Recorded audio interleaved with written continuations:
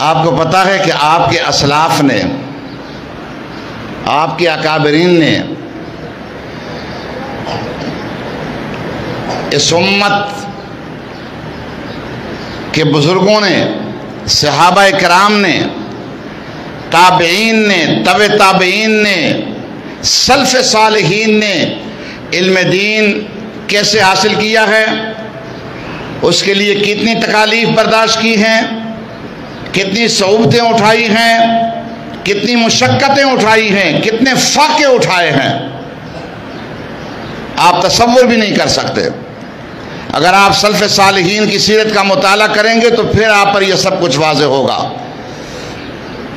آج جامعہ فیضان چشتیہ نعیمیہ ہو، مرکز علم و عرفان جامعہ مجددیہ نعیمیہ ہو، مرکز اہل سنت دارالعلوم نعیمیہ ہو، ام المدارس جامعہ امجدیہ ہو، اس طرح دیگر ہمارے مدارس پورے پاکستان میں بلکہ پورے عالم اسلام میں، جیسا کہ میں نے بتایا کہ دنیا کی ساری سہولتیں یہاں موجود ہوتی ہیں، کوئی کمی نہیں ہوتی، اور ایک ہی ادارے میں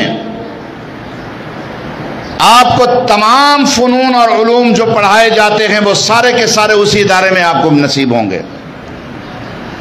اور تمام فنون کے ماہر اساتذہ موجود ہوتے ہیں، اور وہ اساتذہ آپ کے لیے بیٹھے ہوئے ہوتے ہیں، آپ کو وقت دیتے ہیں اور وہ آپ کو پڑھاتے ہیں۔ جس فن میں آپ نے پڑھنا ہے، جس شعبے میں پڑھنا ہے علم دین، جو متداولہ علوم ہیں ان میں آپ کو کبھی بھی کسی بھی مدرسے میں، ادارے میں یہ گلہ نہیں رہے گا کہ جناب یہاں تو یہ فن نہیں پڑھایا جاتا، یہاں یہ علم ہمیں نہیں ملتا۔ ہاں، اگر ہم خود نااہل ہوں گے، اگر ہم خود شوق نہیں رکھیں گے، محنت نہیں کریں گے تو پھر ہمارا قصور ہے نا۔ مدارس میں کمی نہیں ہے، لیکن ہمارے اسلاف نے حضرت جابر بن عبداللہ انصاری رضی اللہ تعالیٰ عنہ، میں ذرا چند مثالیں دیتا ہوں کہ آپ کے اسلاف نے، ہمارے اسلاف نے، سلف صالحین نے علم دین کیسے حاصل کیا ہے۔ حضرت جابر بن عبداللہ رضی اللہ تعالیٰ عنہ، آپ کو کسی نے بتایا کہ حضرت عبداللہ بن انیس رضی اللہ عنہ کے پاس ایک حدیث ہے نبی پاک علیہ السلام کی، جو کہ آپ وہ روایت کرتے ہیں اور وہ حدیث صرف انہی کے پاس ہیں۔ حضرت جابر بن عبداللہ صحابی رسول نے 1 مہینے کی مسافت طے کی، پورا مہینہ سفر کیا، پیدل سفر، راستے کی ساری صعوبتیں اٹھائی، تکالیف اٹھائیں، وہاں پہنچے، حضرت نے خیر مقدم کیا۔ حضرت بتائیے کیسے تشریف آوری ہوئی؟ فرمایا کہ میرا اور کوئی مقصد نہیں، کوئی غرض و غایت نہیں، آپ کے پاس میرے محبوب آقا کی ایک حدیث ہے، بس وہ سننا چاہتا ہوں آپ سے۔ اس طرح صحابہ کرام کی بے شمار مثالیں ہیں، چونکہ وقت نہیں اس لیے میں آگے بڑھ رہا ہوں۔ تو یہ تھا علم دین کا شوق، ایک حدیث کے لیے پوری بخاری پڑھنے کے لیے نہیں، اس زمانے میں تو بخاری تھی بھی نہیں، لیکن میں مثال دے رہا ہوں، پوری مسلم پڑھنے کے لیے نہیں، ترمذی، ابن ماجہ، نسائی، ابو داؤد پڑھنے کے لیے نہیں، تمام فقہی کتابیں پڑھنے کے لیے نہیں، تمام علوم پڑھنے کے لیے نہیں، صرف ایک حدیث حاصل کرنے کے لیے۔ اللہ اکبر۔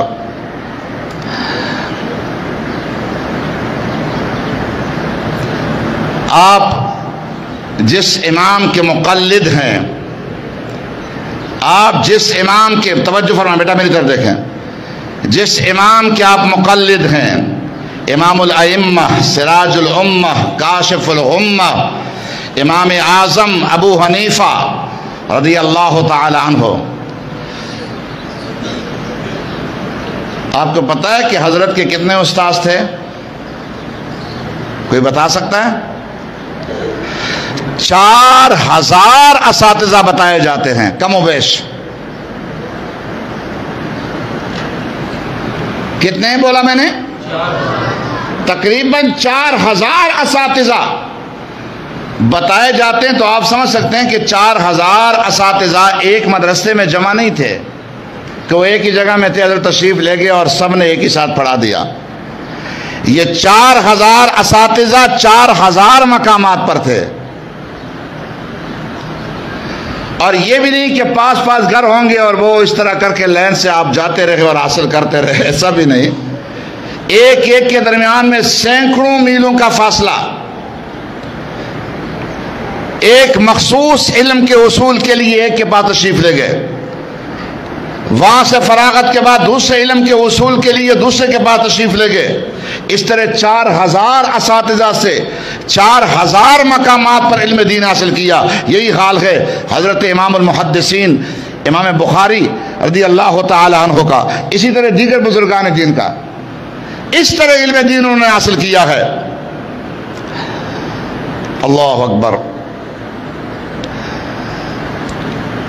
اب ظاہر بات ہے کہ جن استاذوں کے پاس جاتے تھے ان کے اس طرح کے عالیشان کئی منزلہ مدرسے نہیں تھے.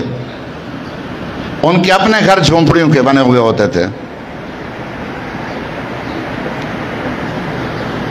نہ وہاں رہنے کی جگہ تھی، سنو غور سے، نہ وہاں رہنے کی جگہ تھی،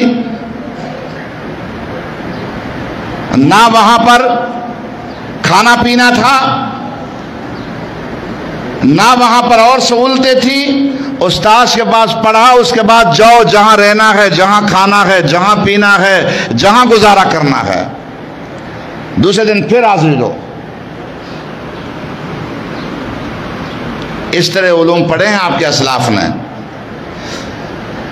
آپ حضور غوث اعظم محبوب سبحانی قندیل نورانی شہباز لامکانی الشیخ ابو محمد محی الدین عبد القادر جیلانی رضی اللہ تعالیٰ عنہ، آپ کرامات سنتے رہتے ہیں نا، فضائل و مناقب سنتے رہتے ہیں. لیکن ماشاءاللہ آپ علماء ہیں، آپ تو پڑھتے بھی ہوں گے، غالباً سناتے بھی ہوں گے، لیکن یہ کرامات جو ابھی میں بتانے لگا ہوں یہ بہت کم سننے کو ملتی ہیں. آپ نے مردے زندہ کیے، آپ نے دور و دراز مقامات پر اپنے مریدوں کی دستگیری فرمائی. بے شمار کرامات ہیں اور بے شک ہیں، ان میں کوئی شک نہیں. مگر اے علوم دینیہ کے طلبہ، آپ اپنے ان اسلاف کی یہ کرامات بھی پڑھا کریں تاکہ آپ کے شوق اور ذوق میں اضافہ ہو. اللہ اکبر. حضور غوث اعظم محبوب سبحانی بچپن میں گھر سے نکلے، واقعہ تو خیر پورے واقعات تو آپ سنتے ہی ہیں، سنانے کا وقت بھی نہیں. بغداد شریف پہنچے، گیلان سے، ایران سے بغداد شریف پہنچے، اور بغداد شریف میں تشریف لے جا کر علوم دینیہ حاصل کرنے لگے. یہ جو آپ نے مجاہدے کی ہیں نا، 25 سال جنگلوں میں گزارے ہیں، نفس و شیطان کے ساتھ جہاد کے سارے طریقے استعمال فرمائے ہیں، بڑی مشقتیں اٹھائی ہیں. یہ علم دین کے حصول کے بعد کی باتیں ہیں، یہ ساری باتیں بعد کی ہیں. بیعت بھی نہیں کی تھی اب تک، بچپن کا زمانہ ہے. اس سے پہلے 15 سال علم دین پڑھا ہے آپ نے. بیٹا غور سے توجہ سے سنیے، کتنے سال پڑھا ہے؟ تو 15 سال کوئی ایک ہی ادارے میں بیٹھ کر پڑھا ہوگا نا آپ نے، اور وہاں سارے ہر قسم کے کھانے بھی ہوں گے، لذیذ ساری چیزیں بھی ہوں گی، آرام دہ کمرے بھی ہوں گے، اے سی رومز بھی ہوں گے، کوئی کمی نہیں ہوگی نا؟ کیا خیال ہے آپ کا؟ حضور غوث اعظم محبوب سبحانی استاذ کے سامنے بیٹھ کے پڑھتے، اس کے بعد کہیں جامع مسجد میں جا کے بیٹھ جاتے، کسی درخت کے سائے میں جا کے لیٹ جاتے، کہیں دور و دراز علاقے میں کہیں کتاب لے کے بیٹھ جاتے، دن رات پڑھتے رہتے، سبق یاد کر کے دوبارہ استاد کے بعد اسے دن آتے. اگر کھانا کہیں سے ملا تو شکر الحمدللہ کہہ کر تناول فرمایا، نہیں ملا تو صبر۔ اس طرح کئی دن گزر جاتے ہیں، فاقوں پہ فاقے۔ واقعی مشہور واقعہ ہے کہ تقریباً 21 دن تک آپ نے کھانا نہیں کھایا۔ یہ اس زمانے کی بات ہے جب آپ طالب علم تھے۔ کتنے دن ہوئے؟ 21 دن تک آپ نے کھانا نہیں کھایا۔ آپ فرماتے ہیں کہ میری حالت دگرگوں ہو گئی، اندر سے الجوع کی آوازیں آنے لگی۔ نفس نے بھی، ظاہر ہے کہ نفس اور شیطان تو پھر یہ اللہ والے تو اور بھی زیادہ ہمیشہ جہاد میں رہتے ہیں، اس نے بھی بڑے حربے استعمال کیے، لیکن میں ہمیشہ ڈانٹتا رہا نفس کو اور ملامت کرتا رہا۔ سبحان اللہ۔ فرماتے ہیں میں دریائے دجلہ جو عراق کا دریا ہے اس کی طرف نکلا کہ روزانہ لوگ، یہ سبزی والے لوگ جو ہیں، یہ سبزی لا کر دریا کے کنارے دھوتے ہیں تو ان سے پتے وتے گر جاتے ہیں کچھ، تو شاید کہ وہاں مجھے کچھ پتے مل جائیں، میں وہ کھا لوں، کچھ گزارا ہو جائے۔ فرماتے ہیں جب میں وہاں گیا تو میں نے دیکھا کہ مجھ سے پہلے فقیروں کی بھیڑ لگی ہوئی ہے۔ میں نے خود سے کہا نہیں عبدالقادر، یہ سید کی شان نہیں ہے کہ دوسروں کی روزی میں ہاتھ ڈالے۔ میں واپس آ گیا، واپس آیا، جامع مسجد میں بیٹھا اور بس اللہ اللہ کرنے لگا، صبر و شکر سے کام لیتا رہا۔ تھوڑی دیر بیٹھا ہی تھا کہ ایک نوجوان آیا، اس کے ہاتھ میں کھانا تھا، وہ مسجد کے ایک کونے میں بیٹھ گیا اور بسم اللہ پڑھ کے کھانا شروع کرنے لگا۔ اس کی مجھ پر نظر پڑ گئی تو اس نے مجھ سے کہا کہ شہزادے آئیں میرے ساتھ کھانا کھا لیں۔ آپ فرماتے ہیں کہ میری حالت ایسی ہو گئی تھی کہ وہ لقمہ اٹھاتا تو میرا منہ خود بخود کھل جاتا تھا، مگر میری غیرت گوارا نہیں کر رہی تھی کہ ویسے میں جاؤں۔ کہتے ہیں کہ میں، اللہ اکبر، اس نے مجھے بڑا اصرار کیا، میں نے انکار کیا، آخر بہت زیادہ اصرار اس نے کیا تو میں گیا۔ جب میں گیا پاس بیٹھا تو اس نے کہا بسم اللہ کریں، کھانا کھا لیں میرے ساتھ بیٹھ کے آپ۔ تو جیسے ہی میں نے وہ ایک نوالہ لیا نا ہاتھ میں، تو انہوں نے مجھ سے پوچھا کہ آپ کہاں کے باشندے ہیں؟ تو میں نے بتایا کہ میں گیلان کا ہوں۔ یہ جو جیلانی بولتے ہیں نا، یہ گیلان ہے اصل میں فارسی میں گیلان کا ہوں۔ وہ چونک گیا اور چونک کر مجھ سے کہا کہ شہزادے آپ گیلان کے عبدالقادر، دوسری پر اللہم صلی علی سیدنا مولانا، آپ گیلان کے عبدالقادر کو جانتے ہو؟ میں نے بتایا کہ وہ تو میں ہی ہوں۔ دوسری میں نے بتایا کہ وہ میں ہی ہوں۔ وہ اٹھا، مجھ سے بغل گیر ہوا اور مجھ سے کہا کہ حضرت یہ کھانا آپ کا ہے، میرا نہیں ہے، میں آپ کا مہمان ہوں۔ تو میں نے جب پوچھا کیا ماجرا ہے تو اس نے کہا کہ میں بھی گیلان کا ہوں، اور میں جب آ رہا تھا آپ کی والدہ ماجرا کو پتہ چلا کہ یہ شخص بغداد جا رہا ہے، تو اس نے مجھے کچھ رقم دی، انہوں نے مجھے کچھ رقم دی مائی صاحبہ نے، اور فرمانے لگی کہ میرا بیٹا عبدالقادر نام کا ہے، وہاں بغداد میں پڑھنے گیا ہوا ہے، یہ رقم ان کو دے دینا۔ اللہم صلی اللہ علیہ وسلم۔ نعرہ تکبیر، نعرہ رسالت، نعرہ حیدری، نعرہ غوثیہ۔ آپ یقین مانیں یہ کوئی تصنع بناوٹ نہیں ہے، جب بھی میں یہ واقعہ کبھی پڑھتا ہوں خود یا سناتا ہوں ایک رکت طاری ہو جاتی ہے، مولا تیرے کیسے بندے تھے، کیا با کمال لوگ تھے یہ، اور کس شان کے مالک لوگ تھے یہ۔ ہم بھی کہتے ہیں ہم نے کچھ پڑھا ہے، ہم نے بھی کچھ ایسے کیا ہے، ہم بھی کچھ دعوے دار ہیں بھائی، پڑے ہوئے ہیں۔